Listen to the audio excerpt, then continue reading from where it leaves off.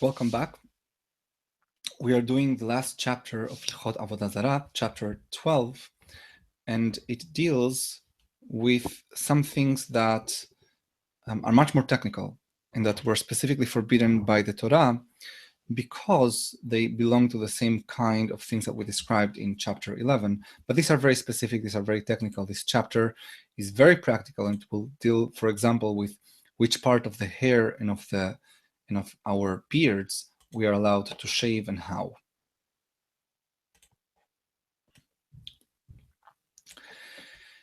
אין מגלחין פאתי הראש כמו שהיו עושים עובדי עבודה זרה וחומריהם, שנאמר, לא תקיפו פאת ראשכם.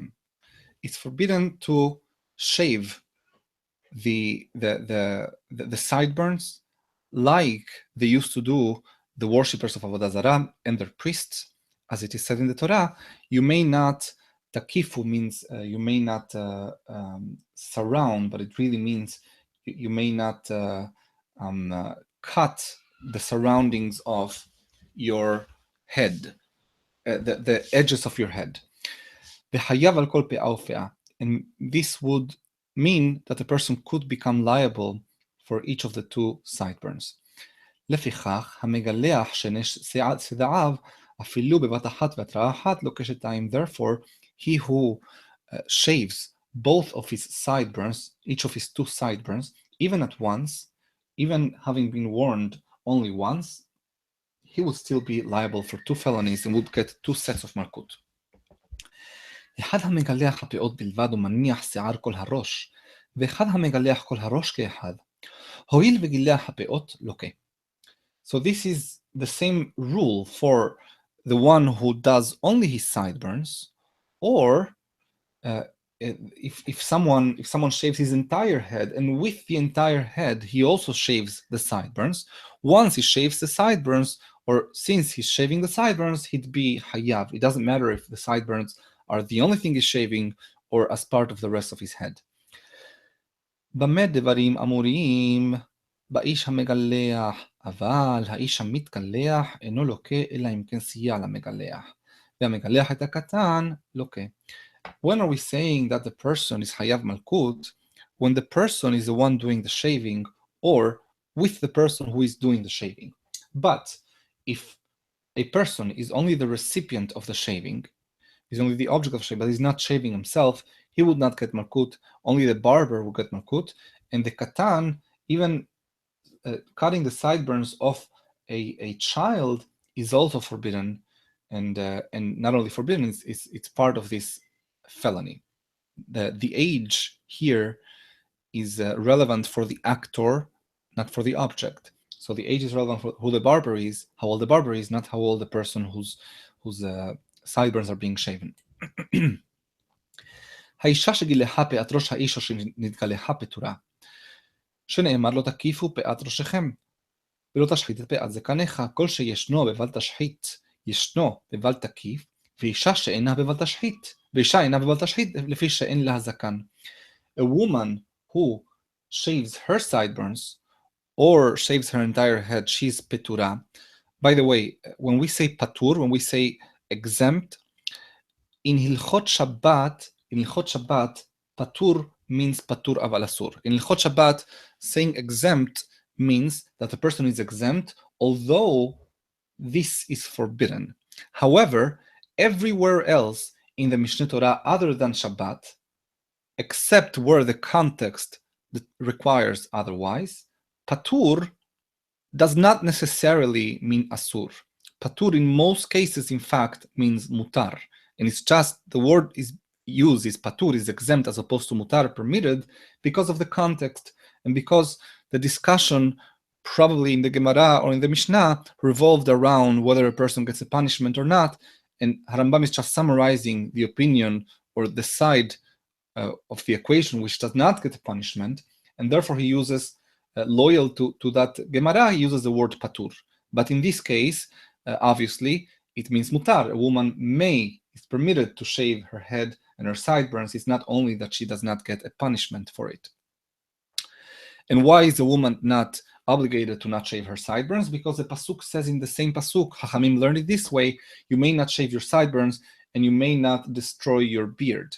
So it's for the same person, and given that women do not have a beard, they are not commanded not to destroy their beard, and therefore they also are not commanded not to shave their sideburns.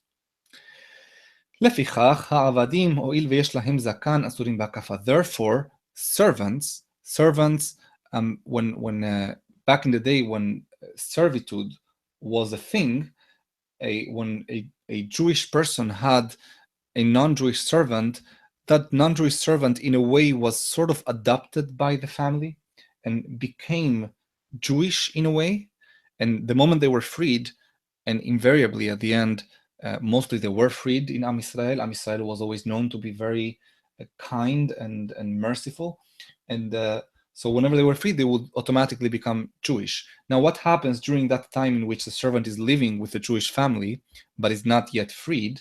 So during that time, the servant has the same commandments pretty much as a woman, with a couple of exceptions. And this is one of the exceptions. One of the exceptions is the servant also may not, like any Jewish man, shave his sideburns or his, as we'll see later, or his beard. כל מצוות לא תעשה שבתורה, אחד אנשים ואחד נשים חייבים, חוץ מבל תקיף ובל תשחית ובל יטמא כהן למתים. All the negative commandments of the Torah are gender neutral. Both women and men are obligated equally. All negative commandments, except for these three commandments. One is bal takif, not to shave your sideburns. Second, bal tashchit, not to destroy your beard. And thirdly, bal itamma kohen lametim, that the kohen cannot become impure. The kohen cannot go into a cemetery or cannot touch a dead body. So that's only for the male, not for the female. וכל מצוות עשה שהיא מזמן לזמן ואינה התדירה, נשים פטורות. In every positive commandment that depends, is contingent on a certain time and is not a constant mitzvah, the women are exempt from. A few examples: shofar, which is only Rosh Hashanah; lulav, which is only Sukkot; tefillin, which is only during the day; tzitzit, which is only during the day.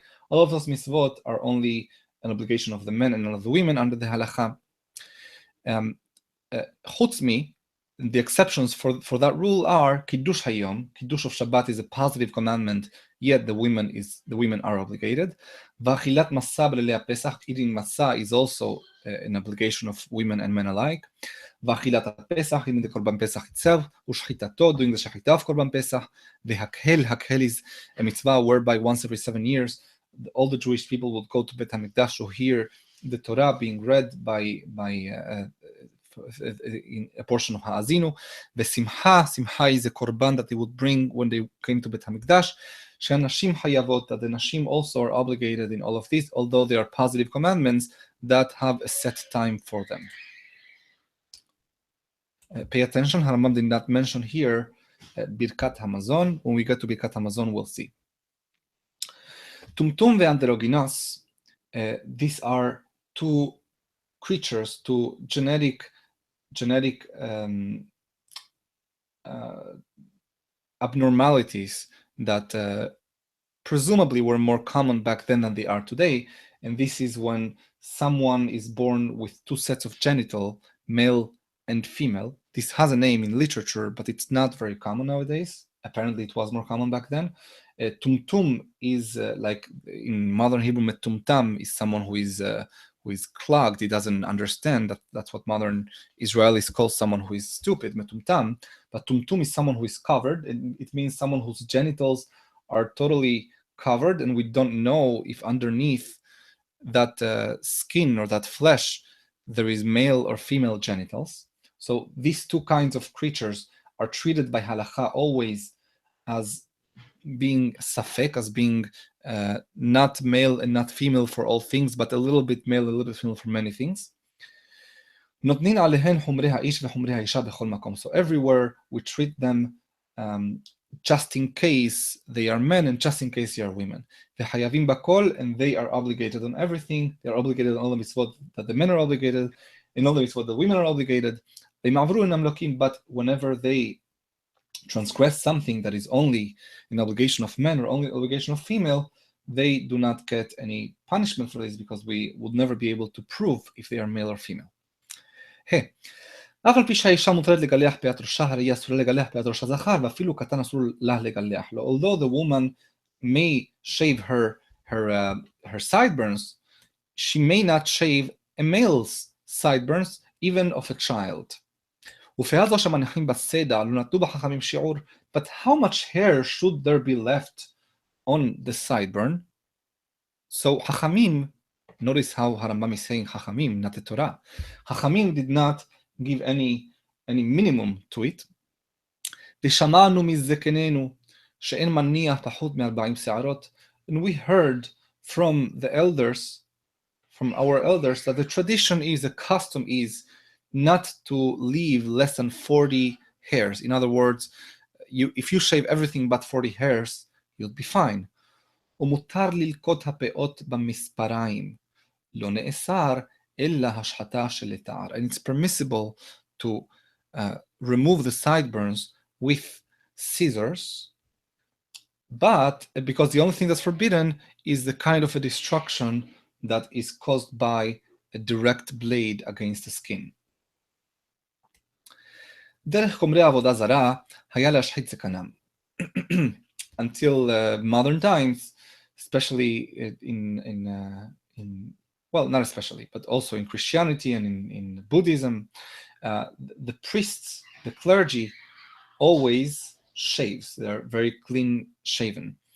And לפיכך, אסרה תורה להשחית הזקן, and this is why the Torah forbade destroying one's beard completely. וחמש פאות יש פה. There is 5 areas in the jaw, in the male jaw, the 5 of which constitute the zakan. The zakan is comprised of these 5 areas. לחי העליון, the top jaw, the top of the jaw. לחי התחתון מימין, ולחי התחתון, לחי העליון ולחי התחתון מימין. On the right side, the top and the bottom jaw, that's 2. On the left side, לחי העליון ולחי התחתון משמאל, the top and the bottom jaw on the left side, ושיבולת הזקן, and then the edge of the beard, which is the under the lips. As you can see here, whoever can see the YouTube, there is an illustration here which is very helpful to see these things here. ולוקח על כל פאה ופאה, and if a person were to destroy all those 5 areas, they'd receive 5 punishments because each of those 5 is a discrete area of its own.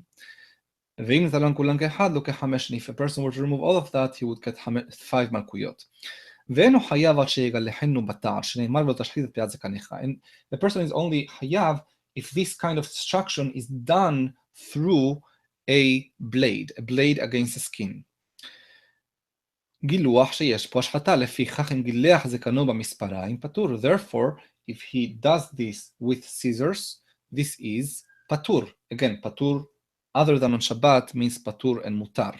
And this is what myself and many others do, because of which we shave with a shaver, a modern shaver. Why? Because I understand that a shaver, the mechanism of a shaver is less like a blade and more like a scissors, in the sense that there is 2 elements here causing the cutting. With a blade, the only thing that causes the cutting is the tension of the blade against the hair and pulling it away from the skin, and thereby cutting it very, very close to the skin. Whereas with a shaver, with a rotary shaver at least, you have 2 metal elements. You have the mesh and you have the blade that's rotating, and the mesh against the blade pressing the hair against the mesh. The mesh is the one that presents some kind of a tension to the hair that goes through it, so that the blade can then cut it much more like a scissor, much less like a blade. ואין המתגלח לוקח עד שיסייע. But the one who is being shaven would not get malkut unless he is helping. ואישה מותרת להשחית זקנها, but a woman is permitted to destroy her beard if she has any hair, any facial hair. אם היה לה שיער זקן, if she does have any facial hair. ומשחית הזקן האיש פטורה. And furthermore, unlike the peot, unlike the sideburns, if she goes ahead and she destroys or she shaves the face of a man, she is petura. So just to be consistent with what we said before, I think that this is the reason why Harambam is now using muteret in the sentence and now petura to show you that it's not the same category. Although patur normally means patur aval mutar, in here you see that it's not as okay for a woman to shave herself than to shave a man's face. In any event, if a woman shaves a man's face, the man still has to deal with the fact that he's forbidden to deal his own face. So even if the woman is not doing anything wrong, the man is, and even though he's not getting malkut, this is asur min Torah. השפם מותר לגלחו בתער, והוא השיער שעל גב השפה העליונה, וכן השיער המדולדל מן השפה התחתונה. ואף על פי שהוא מותר, לא נהגו ישראל להשחיתו, אלא לגלח כסתו, עד שלא יעכב אכילה או שתייה. The mustache and the hair that goes under the lips, I'm not sure what it's called, but it's part of what some people leave as a fashion statement nowadays. They leave it to grow. So those two areas, on top and on the bottom of the lips, are permitted to be shaven even with a razor, even with a blade. But even though Harambam says it's not the custom of Am Yisrael, at least during his time, to completely shave their faces. So back in his time, a Jew would be expected to have at least a short beard that would be made tidy with scissors. The mustache was something that even until very recently in Middle Eastern countries, it's inappropriate almost to not have a mustache. העברת השיער משאר הגוף, removing hair from the rest of the body. כגון בית השחי ובית הערווה, like armpits and the private area. אינו אסור מן התורה אלא מדברי סופרים. This is not forbidden from the Torah, but it's forbidden by חכמים. והמעבירו מקין אותו מכת מרדות, and whoever removes hair from those areas may receive the discretionary punishment by a court. במה דברים אמוריים במקום שאין מעבירין אותו אלא נשים, כדי שלא יתקן עצמו תיקון נשים. When are we saying this? When it's customary in that place that only women remove hair from those areas of the body. Women through antiquity have always removed hair from their body, and that was something that was considered feminine. אבל במקום שמעבירים השיער האנשים, אם מעביר אין מקין אותו. But where this is something that also men do, then if a man goes ahead and shaves any area of their body, he will not get makat martut, because it's something that is not specific to women. ומותר להעביר שיער שאר איברים במספריים בכל מקום. However, in any event, it's permissible for men, regardless of what other people do in that society, and regardless of what area of the body we are talking about, to remove hair with scissors as opposed to with a blade. לא תעדי אישה עדי האיש, כגון שתשים בראשה המסנפת, או כובע, או תלבש שריין וכיוצא בו. A woman should not, or ought to not, or is not permitted to wear things that are unique to as male accessories. Like, for example, wearing a male mitznefet is, if you ever see a picture of the Ben Ish Hai, that's what they used to wear, a turban, which is a male, or a male kafia nowadays, or kova, or some sort of a male helmet, or tilbash shiryan, or to wear an armor, which was also a male kind of accessory, or shedegaleach rosha kaish, or have a haircut that is like a man. And another version of Harambam says shtegale rosha kaish, to uncover her hair like men do. Velo ya'adei ish adei isha, also the man is forbidden to wear things that are unique to women, כגון שילבש בגדי צבעונין וחלי זהב במקום שלבשים אותן הכלים ומעשים אותן החלי לאנשים, like if he wears some kind of a golden jewelry or wears very colorful clothes in places where this is known to be a female kind of custom. הכל כמנהג המדינה, but all of this depends on the custom of the place. So if back in the day pants were something that only men would wear, I'm not sure if that still is the case today, at least not in every society. In societies where it is, then obviously it is. So everything is context dependent, it depends on the content. There is nothing intrinsically wrong with wearing colorful clothes other than if this was something that only women did. איש שעדה עדי אישה ואישה שעדת עדי איש לוקין. If a man wears female clothes and a female wears male clothes, they get מלכות. המלקט שערות לבנות מתוך השחורות מראשו מזקנו. A man who removes from his hair white hairs, anyone who has white hairs and tries to remove the white hair selectively and not the black hairs from his hair or from his facial hair, even removing one of them is enough to be חייב מלכות, because this is something that women do. And this is not part of las halacha that it depends on the place. This is something that Chachamim decreed. It's something that is a female kind of action. Look at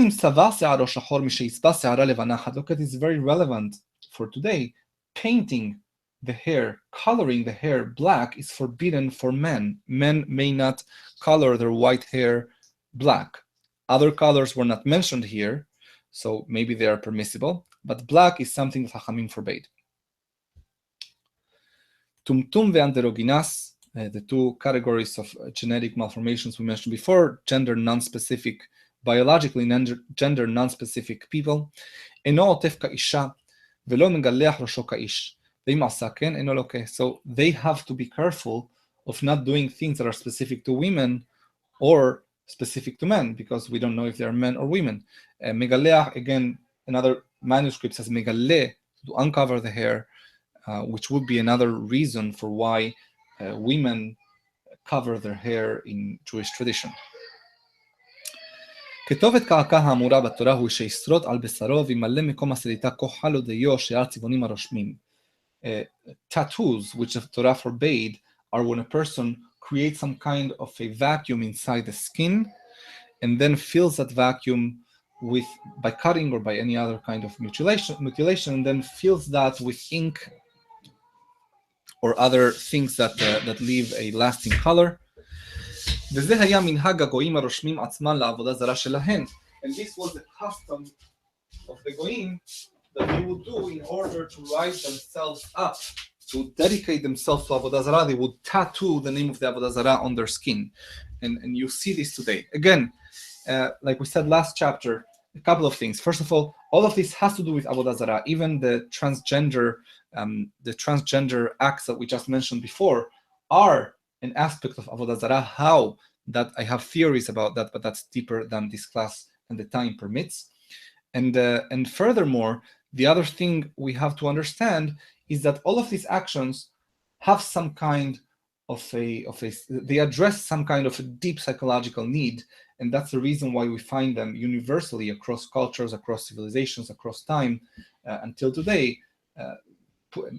Making a tattoo, putting a tattoo, has very deep religious and psychosexual undertones. When someone writes "mommy" on their shoulder, like you have this stereotypical big muscular men in movies with the word "mommy" on their shoulder with a heart, there is a lot that psychologists can learn from that, and the motivations for that the person doing the tattoo obviously is not thinking about. But the same happens with Avoda Zara, and you can see that today, how when someone wants to really show their commitment, their irrational commitment, which is a form of Avoda Zara, to a certain, let's say, a soccer team or a celebrity or something, they'll go ahead and tattoo that name on their skin. So this started as Avoda Zara. This is why Harambam is bringing it in Hilchot Avoda Zara. And it's forbidden, obviously, to tattoo yourself, but the tattoo that is forbidden is when this is something permanent inside the skin. במה דברים אמורים בכותב, אבל זה שכתבו בשרו וקעקעו בו, אינו חייב אלא אם סייע כדי שיעשה מעשה, אבל אם לא עשה כלום אינו לוקה. So the person who gets malkut is the one who is doing the tattoo, not the one who has the tattoo done on his own skin, just like we said with other actions in this chapter, because there needs to be an action. הסורט שריטה אחת על המת לוקה. שנאמר, וסרט לנפש לא תיתנו בבשרכם. I'm sorry, I missed ההלכה. ומעט שירשום באחד מדברים הרושמים אחר שישרוט באיזה מקום מן הגוף בין איש ובין אישה לוקה. And when is the tattoo חייב? The moment that he starts mutilating the body or doing something that leaves a permanent kind of color anywhere in the body, man or woman, is the same thing. However, כתב ולא רשם בצבע, הלכה י"א, number 2, כתב ולא רשם בצבע, a person who writes on his skin without coloring it, או שרשם בצבע ולא כתב בסריטה, or that he put the color but did not do so katav is actually the silhouette, the outline, which would be done, for example, with a knife, and then the reshima b'tzeva is when you actually fill that thing up with color. So if you do one and not the other, is patur. Ad sheyichtov v'yika'akeh, shneimar uchtovet ka'aka. The pasuk says ketovet ka'aka, an outline that is then filled with color. So if you do one and not the other, it's patur. And then it's what we said before. This is all that the person is hayav only when this is an action, meaning the person who is doing the tattoo, not the person who is having the tattoo done on himself or herself, unless they two are helping and enabling and contributing with action to the act of the tattoo. הסורט שריטה אחת על המת לוקה. Scratching oneself, even one time, even having one scratch on the body, as a sign of being sorry for someone who died, as a sign of avelut, this is an Avoda, is Hayav Malkut, שנאמר וסרט לנפש, לא תיתנו בבשרכם. Again, Avelut is also an area which was always intrinsically related to Avoda Zara. Avoda Zara has a very large component of worshiping death, worshiping the dead, celebrating death in one way or the other, and also this developed into rites that people would do when someone died. And as an aside, we spoke in last chapter about superstitions being intrinsically related to Avoda Zara.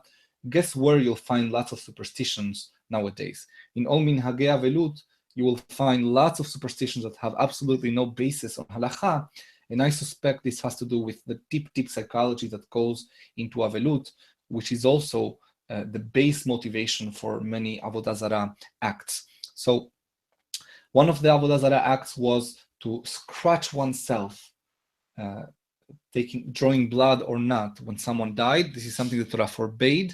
We have our own way of doing Avelut, specifically so that we don't go and do things that are what Avoda Zara used to do.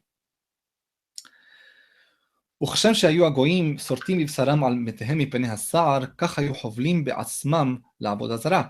And just like the goyim used to scratch themselves over their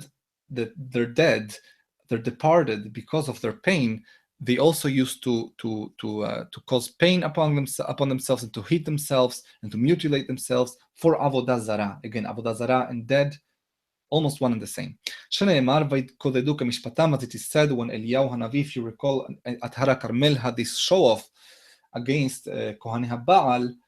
Eliyahu did a korban to Hashem, and he prayed, Chachamim say he prayed mincha, and what the goyim did, instead, their parallel ritual to that was to mutilate themselves and to make themselves bleed, etc., etc. גם זה אסרה תורה שנאמר לא תתקודדו. The Torah also forbade this kind of self-mutilation. אלא שעל המת בין שרד בכלי לוקה ולעבודה זרה בכלי חייב מלכות בידו פטור. But for the dead, if someone does the serita for the dead, then it doesn't matter what the instrumentality is, even if it's with one's own hand or I presume nails, this would be Hayav Malkut. For Avodah Zara, it needs to be with an instrument. Avodah Zara is a little more defined, it's more specific, and if you don't fulfill certain elements, it's not Avodah Zara.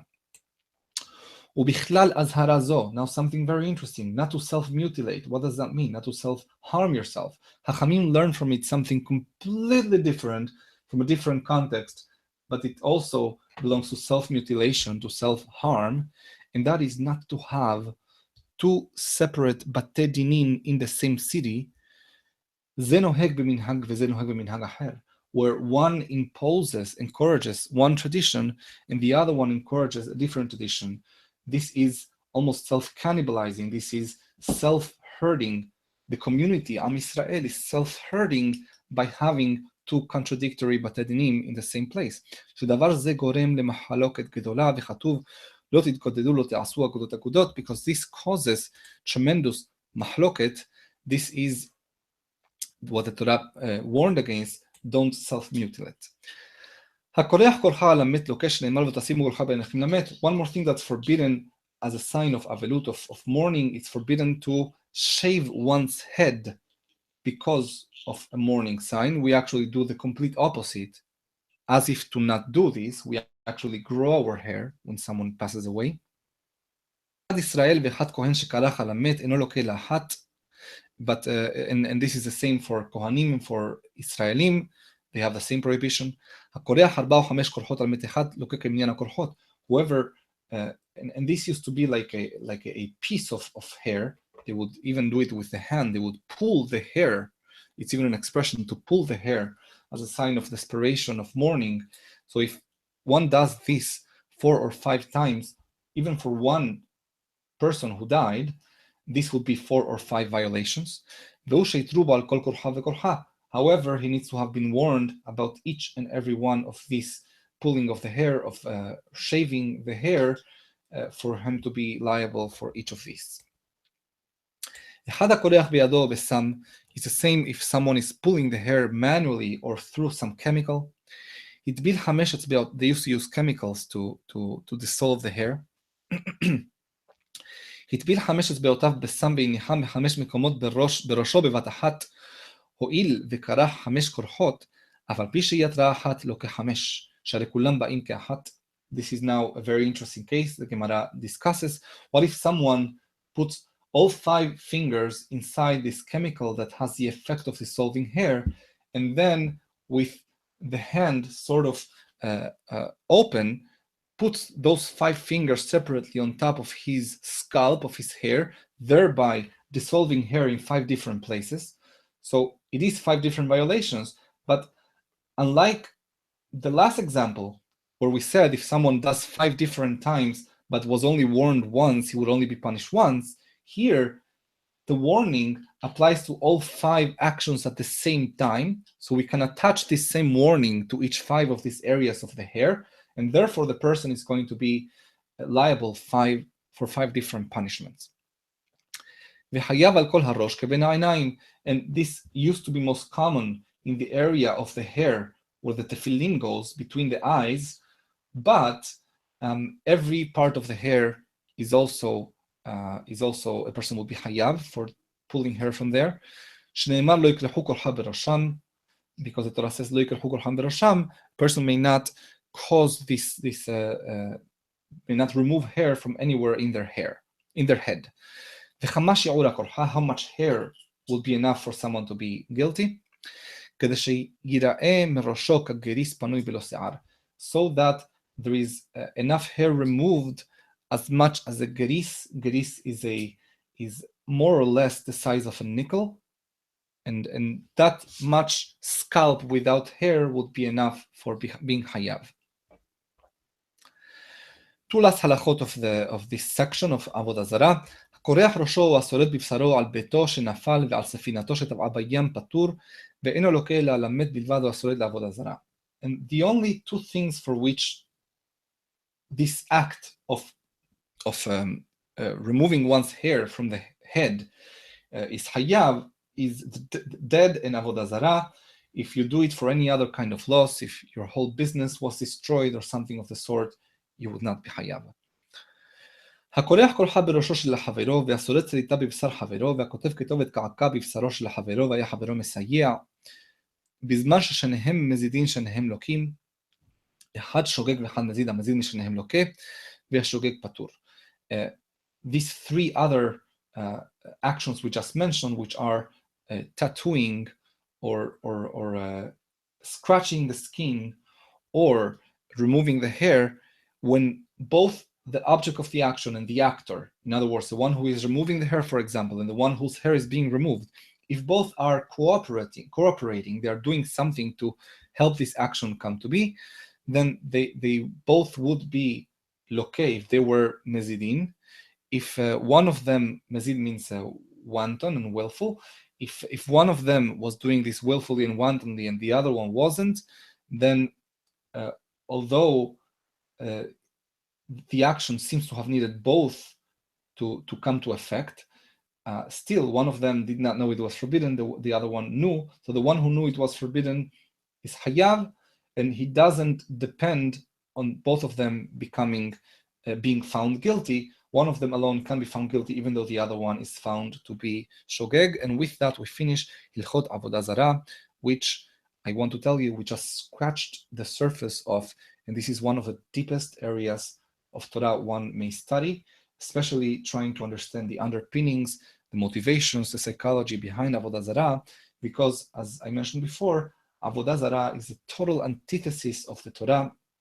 And if one wants to understand the mitzvot well, and how the mitzvot come to help us develop spiritually and develop psychologically, one needs to understand the alternative, which is Avoda Zara. And with that, we finish.